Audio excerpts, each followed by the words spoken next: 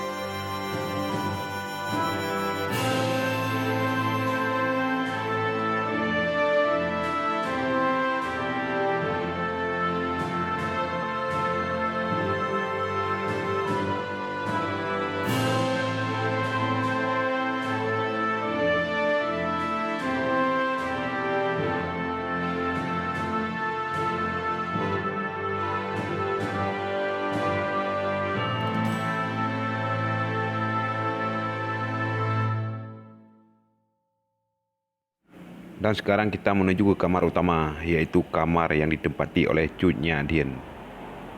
Ini dia bro kamarnya.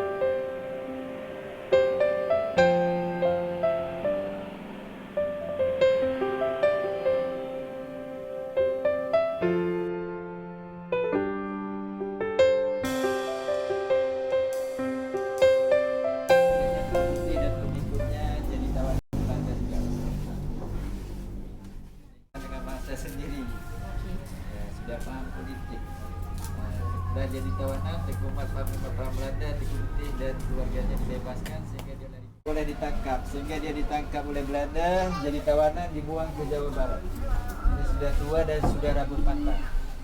Dia tawanan bebas, tawanan rumah, berdakwah di Jawa sampai dikenal dengan Ibu Putri Aceh, dan meninggal dia tahun 1908 di Sumedang, di Gambar, Makam,